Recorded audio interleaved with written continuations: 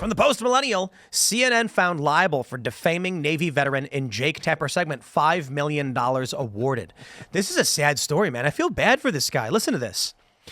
Young was working to evacuate Afghans during the Biden administration chaotic military withdrawal.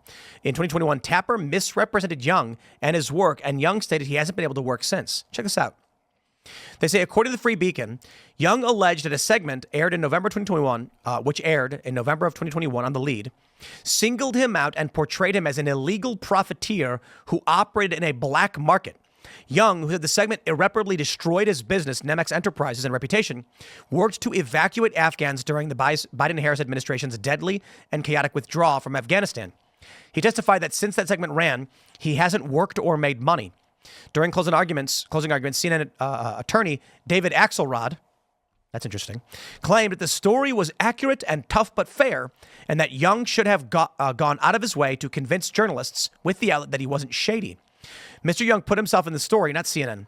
He inserted himself into it to make a buck, Axelrod told the jury, adding, use your common sense. Do you see a conspiracy, or do you see people just doing their best?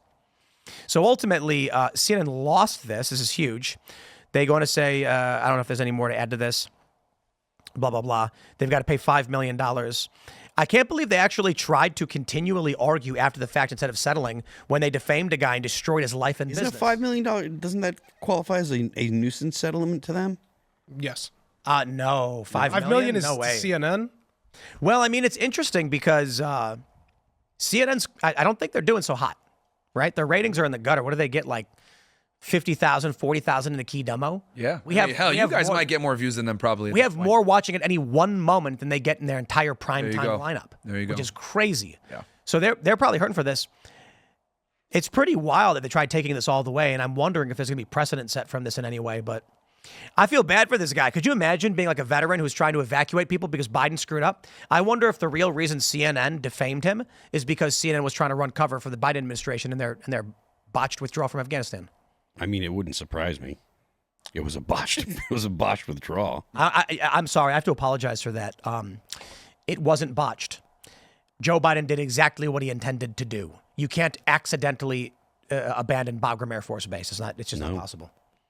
And look, they took the combat forces out before they took the civilians and the logistics people out. That was the dumbest thing I've ever heard. I can't believe that was okayed. So, I mean. So what do you guys think happens in the, Babylon Bee had that joke that they were shutting down. What happens going into the Trump administration? One of two worlds. Trump won the popular vote. People tune out and say, do your thing, whatever, don't care. Yep. Political content becomes unpopular because people are just tired of it and they're bored. Or Trump begins mass deportations, investigations, arrests. Democrats start panicking. Far leftists lose their minds and start firebombing. And then everyone's whole world is entrenched in political conflict. It's immediately going to be the deportations are going to occur, and then it will immediately be illegal immigrant season. That's what all the protests will be based on. It will be they're putting kids back in cages almost immediately out of the gate is what I suspect happening. I want deportations. Well, they already said no mass deportations. Holman has come out and said that it's going to be criminal aliens. That's how they're going to start it. But I want status quo always. I want deportations that are going to piss off the left immensely. I want deportations that are going to make the left lose their mind. So when it comes to 15, 20 million? It means criminal aliens, right? So I could speak about this, right? So there's something called the CAP, Criminal Alien Program, that ICE, ERO, Immigration Customs Enforcement Removal Operations, where the field office in these major cities all over the United States, they basically only go after convicted felons or aliens that have been convicted of what's like misdemeanors or crimes of moral turpitude, or two of them. So that's what they're going to focus on. So people that are just illegally here, they're not going to go after. What are the loose numbers on that? Do you know what the are we talking tens of thousands of people in that grouping or hundreds of thousands? It depends on where it's located. So like in New York City, obviously they're going to have more targets than in other places. But then the other issue is like sanctuary cities, right? So like some cities don't play ball with ICE. Yes. Like ICE will go ahead and say, hey, look, we're putting a detainer on this individual. You need to hold the body for us to come.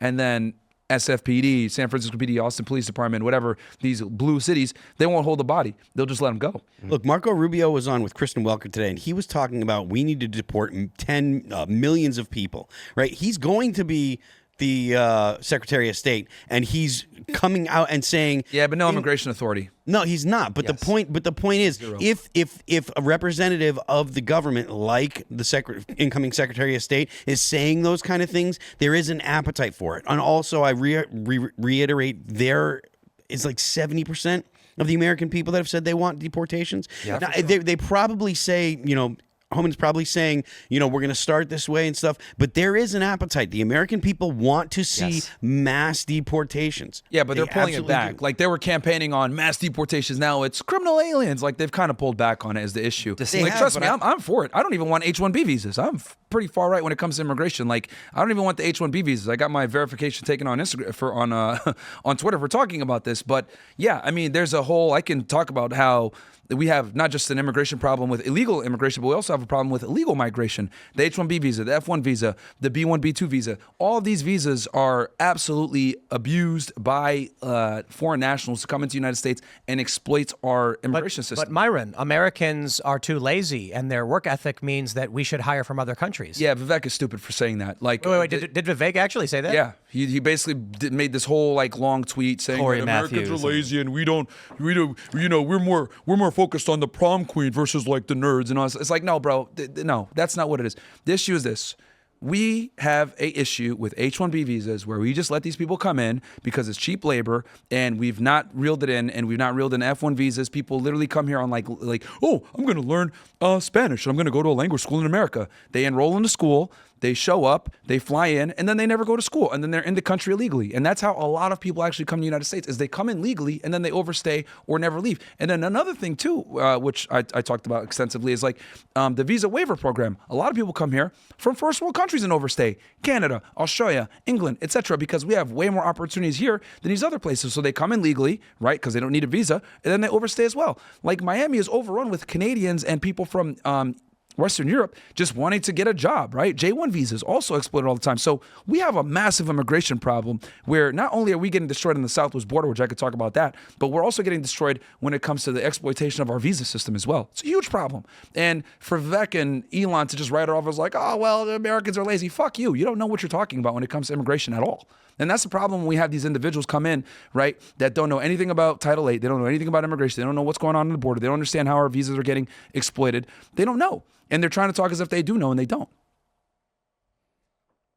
I mean, I don't think there's a lot of disagreement around this. No.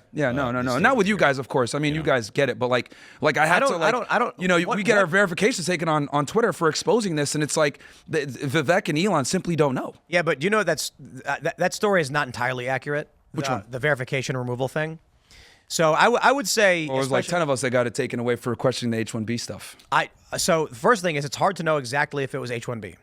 Well, the one thing I can say is that when it was OG Conservative, got their gold check mark removed, it removed everyone underneath them. Yes. Do you know why they got their thing removed? Well, I know they were posting photos of Indian people calling them slurs and like, so I'm not saying it was okay to remove their badges, but the issue was Elaad citing hate. Like, Elaad didn't personally do this, but it was likely X saying hate speech. Yeah. Elaad then went on later to say, I don't know if it was Elaad, but someone from X was pointing out that a lot of the accounts that did get suspended, that were smaller bot accounts, were sharing images of children that were inappropriate. Yeah, well, they got their badge back, but what I find interesting is like everyone that was critical of the H-1B visa pretty much lost their verification. Like everybody, pretty much. Did they get them back? No. I still don't have mine back. I mean, like Laura's got her. Laura got hers back, but everybody else pretty much, and they're also. And critical you of weren't Israel part of too, any organizations. You had personally bought. Yeah, so I had my own organization. They took it from my organization, and then I got it again. The organization, they took it again. Wow. Yeah. You know what's interesting though is I also noticed that a lot of the groups that got their verifications removed have an overlap with constantly talking about Jews. Yes. Being critical of Israel or H-1B visas, you're done. I was surprised you didn't but blame the verification hold on. on No, Israel not stuff. Israel. Dave Smith didn't get his verification removed. And Dave Smith was anti-H-1B and critical of Israel. It was specifically the Jews. That's one thing that happens. Like we were talking about this the other night. It's a hate speech violation. That's what got it removed. If you people talk about like the freedom of speech and stuff on X, and they're critical of Elon and Elon banning people. I'm not for it. I don't endorse it. But the fact of the matter is, if you are delicate with the way that you talk about these issues, they're not going to ban you. Well, then that's not freedom of speech, and that's directly why people have that's issues fine. with That's Elon. fine. But no, listen, hold on. There's debate there. The important part. The important part is that you are able. The important part of freedom of speech is the ability to exchange ideas, not the ability to fling shit. Right? If you're saying, "Oh, I don't have the freedom of speech unless I can insult whoever I want, however I want," you're going to. Well, I mean, you can disagree, but the point is, that's the way that these platforms are going to look at it. Yeah, and the important free speech platform. The issue here is this. Yeah. Okay, first of all, free speech is the right to insult and be offensive. In fact, it is the only speech that needs to be protected.